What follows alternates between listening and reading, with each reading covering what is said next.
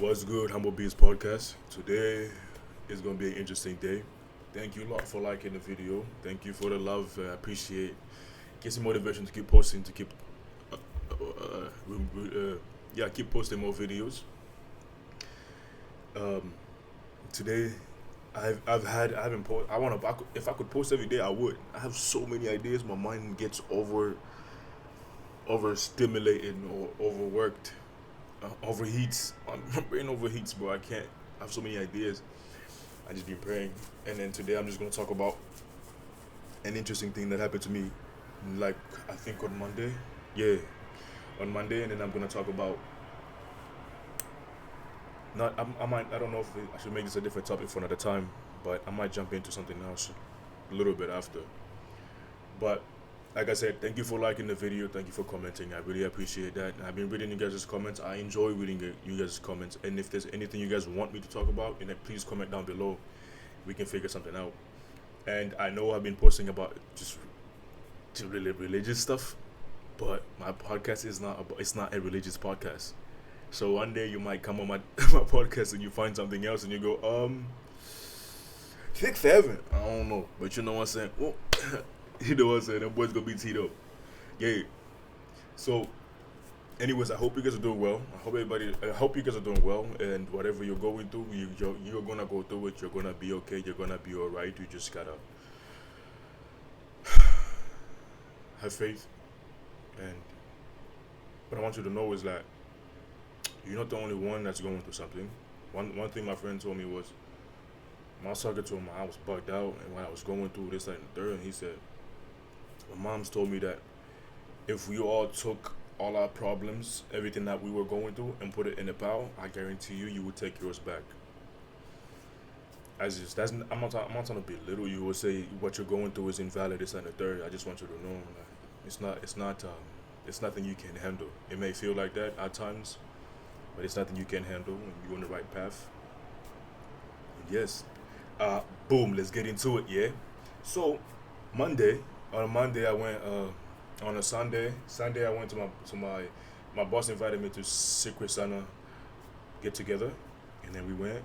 And then we started talking, we chopped it up, and then she told me she wanted to do Bible study, and I said, word of your mother, let's do it, I'm with it. And then she said, Monday I'm available. I said, say less. And then Monday came, and we went and did Bible study.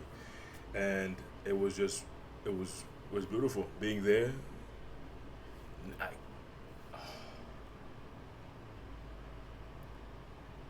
it's crazy to know that there's people out there that that looking to read the Bible. That then they, what's crazy is they think that they're the only ones, and there's really nobody out here who's willing to read the Bible with them.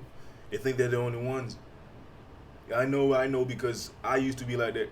Well, I never used to read the Bible like that, but there's nobody used to tell me there's really nobody. There's nobody to read the Bible with. There's nobody out here my age that believes in God and that wants like a godly relationship that's gonna keep me and my faith high, and hold each other accountable. This and the third. But there is. I'm here to tell you that there is, bro. You just have to look. What you want, you have to put out there. Wallahi, you will find it. Wallahi, it's there, bro. So, boom. The reason why I say this is because when I went to do Bible study with my boss, we went to the pizza spot. So we just sat there. We were there for an hour or some change. And I think we were reading about James. We were talking about, basically, James is about taming your tongue and taming your tongue, and the importance of taming your tongue. And there's so many metaphors in James that are trying to, that are trying to describe the tongue and how powerful the tongue is. In James, he talked about the boat, he talked about the horse, and he talked about the flame in the forest. Like those are all metaphors for the tongue. So it's crazy. I think you guys should read it. Read James, please. And James verse 119. Read that, bro. And I think everybody need to live by that. But yeah, we get to my boss. We start to read the Bible. We open it up. We don't really have an expectation how it's gonna go. So we started just I cracked some jokes, a little banter, so make him feel comfortable and for me to get relaxed, so we can get into it. Usually, I like to pray before. I don't do it as much.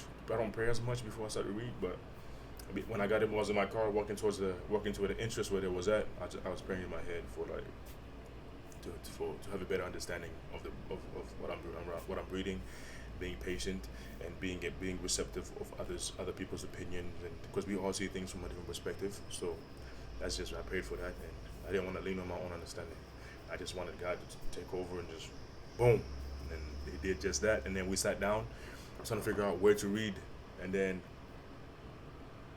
at first we was gonna read Proverbs. And I was like, we should read Proverbs. And he was like, okay, cool. And then we got kind of sidetracked. And I was like, no. Because she started talking about the tongue. And now she's working on cussing. And now she's working on her anger. And I said, yes, we're going to read James. I said, we're going to read James. So we read James. And like I said, I just loved how everything correlated with what I've been reading about and what I've been trying to do for myself. And then going to see my boss.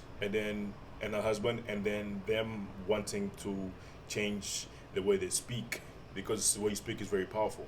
They want to change that. They wanted to change that, So we read James, and one of the things that she mentioned was like anger. I don't know if she's gonna be mad at me for saying this. I don't know if I was supposed to sign an NDA, but no NDA was signed. So we read James, and it was very, for her, seeing that was. From my perspective, it seemed like it gave her a sense of confirmation. It gave her confirmation. It gave her confirmation.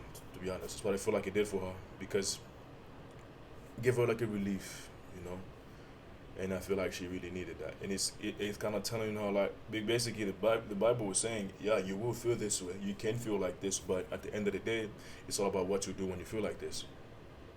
And it's telling you what not to, what will happen when you feel like this, and you act on it. And if you don't want to act on it, this is what you should do. This is the outcome. And then reading all of that stuff kind of put things into perspective. And I started talking about how reading the Bible is like the Bible is like a self-help book. The reason why people don't read the Bible is because it says the Bible in it. If you take the Bible off, the word the Bible, anything that has to do with the Bible, take it off, and just write self-help book, a self-book guide to the world, it's gonna sell out. It's just gonna sell out because people read. I have a book of people read self-help books all the time. 50 Cent's health book. They read David Goggins' health book. They read How to Get Rich. They read all these self-help book, and this Bible is the same thing. It's a self-help book. It shows you play by play how to get around life, how to date, how to marry, how to respect others, how to love yourself. It tells you all of these things more plus more. If anything, if you want to write a self-help book, go read the Bible. If you want to write a self-help book, go read the Bible and watch it skyrocket. My days, blood. I'm trying to tell you, twin. Stop playing. But hear me out though. Yeah, and I was just telling her like how the Bible is literally like a self-help book, and a lot of people would read it if it was just said, if the Bible was off, if it didn't say the Bible, and then yeah, after that she started kind of talking to me about her goals in life and things that she want to do, and then she also mentioned, because that's the thing, everybody wants to be like God, everybody want to be like Jesus. Maybe like Jesus, but don't nobody want to be like Daniel. Yes, Lord. Oof. Don't nobody want to be like Joseph. Ooh. Don't get me started on Joseph. Don't nobody want to be like David. You know why? Because they were just people like you, fam. They were just imperfect human beings like you, fam. With divine power. They were chosen, given their ability by God. But nobody want to be like them. But you want to go ahead and skip them and try to be like the Most High. Are you mad? Are you out of your mind? Come on, man. It is, you can't be like the Most High. You can't be like the Most High. That's what I realize about a lot of people nowadays. It's like, because it doesn't say in the Bible, be like me. God didn't say it in the Bible. It don't say be like me. It doesn't say that at all. And I have here Matthews, and I'm going to read the Matthews 19 verse 16. 1 second. Pause. Yeah, I think Matthew 19 verse 16. All the way to 22.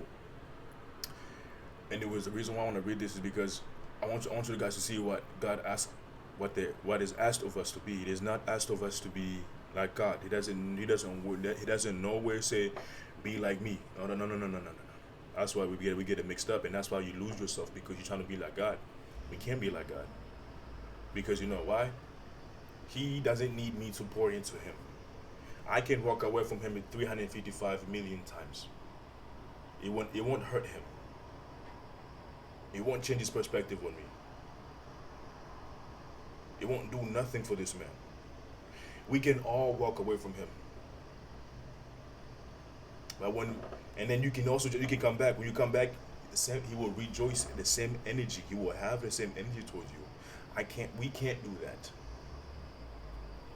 I think Cain killed his brother Abel.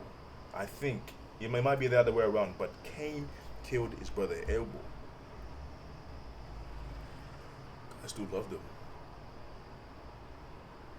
But let somebody touch my family right now. Word up, it's on sight. I can't be like God, man. What you mean? I can't be like God. I can't. It's God, bro. Do you understand, bro? That's blasphemous, bro. You saying you can be like God is blasphemous, bro. You trying to sit here and try to be like God is blasphemous, bro. Wallahi, bro. Like, but take what I just said with a grain of salt, because hey, I'm on that. I'm off that too. So now you can't. I just can't be like God, bro.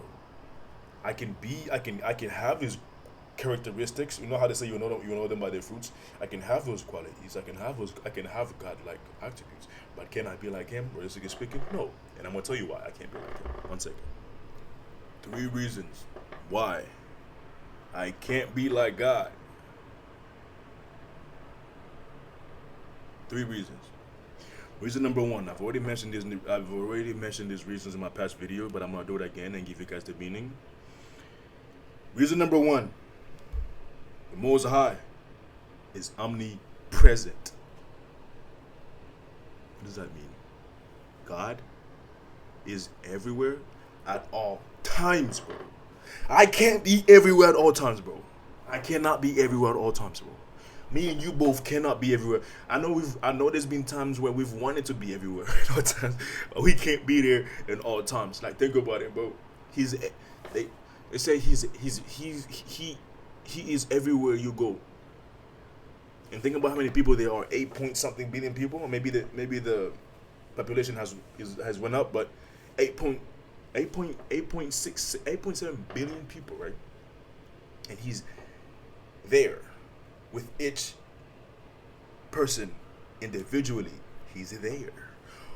And you want to sit here and tell me you want to be, are you mad? This is madness, bro. This is complete and utter madness, bro. Come on, G. And the second reason is he's omniscient. God is omniscient. And what that means is God knows everything. You don't know nothing. We don't know nothing, bro. Like, think about it. Put it in perspective. There's 8.6 billion people. I don't know if the population has went up, but he knows everything, and he knows before you think. And he knows what you're going to think next before your brain even gets that little motor start running, so you can think about what you're going to say next. That. He knows everything. He knows everything. How can I be like God, bro? I can have the characteristics of him, but like being like him, are you mad? You mad? This is blasphemy, bro. What are you saying? And then the third reason is he's omnipotent, which just means God is all powerful. Yes, Lord. God is all powerful. Yes, Lord. So I'm tell you, he's all powerful. He can do whatever, whenever, however. I know these words might be going over you guys' head, but this after reading these words, after coming across this word, I said, what? Because I used to be one of those people. I don't want to be like God, but I can be like God. But I can have the fruits of God. I can have the qualities of God, the characteristics of God, and which is why I want to read you guys what it actually says to be. If you want heaven, if you want to enter the kingdom, right? These are the requirements. This is what it said you should do. Simple, easy, and basic, and lined up. It doesn't say be like God. Be like me. I'm gonna get to it. And then my boss was just talking, and she was just like, "Oh, I just get caught up in trying to be like God, and the third." I'm just like, "That's crazy, man. That's crazy you say that because all I said was that's crazy. That you can never be like God. That's I'm here. That's me telling you you can never be like God should be a relief for you. Should be like, oh yeah, I'm so glad you said that, dude. Whatever. I'm so glad you said. I'm so glad you said that, Brody. I'm here. I'm here. I'm here. I'm so glad you said that, Brody. But take everything I said with a grain of salt because I'm just now speaking off the head, and none of this stuff is rehearsed. It's just straight off the head. So please take what I said with a grain of salt. I might just be loose. I might just be a madman with the mic and the phone, just speaking in front of people. You get me? But boom. So yeah, my thing is you can't be like God, bro. This is my thing. Like you can't be like God, but you can have qualities of God, characteristics of God. God doesn't ask us. He doesn't require you to be like Him. No, it doesn't say that at all anywhere. Is what I'm here to tell you. You do not have to be like God, and I'm going to tell you exactly what you need to do to be like Him.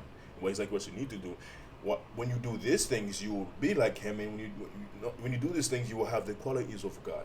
And when you do these things, that's the key to enter. That's your key. That's your gateway to the gate to enter the kingdom. It's your key. But take that key and put it tight in your pocket, because everybody want that key. Everybody want that key.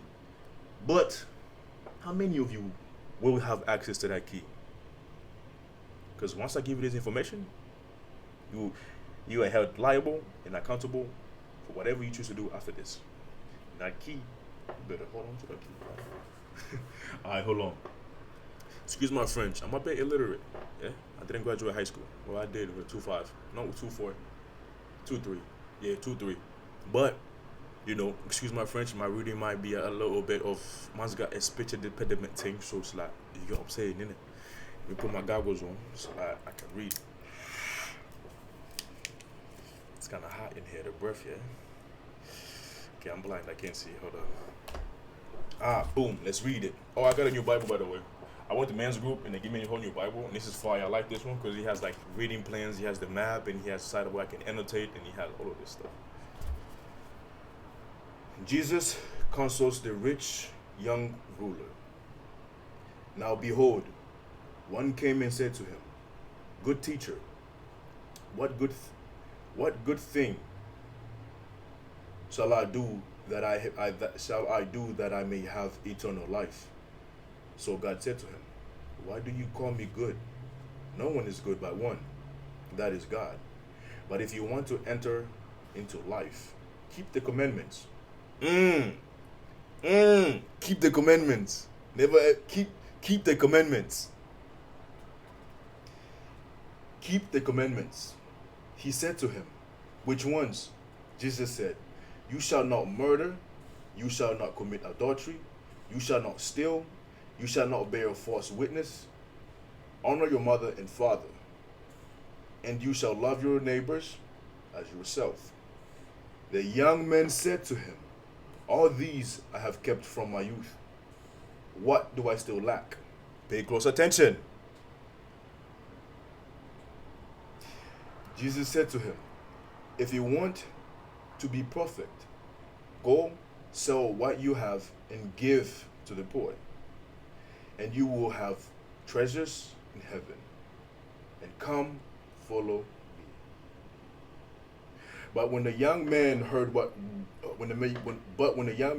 that saying, he went away sorrowfully, for he had great possessions. Do we follow? In the end, he said,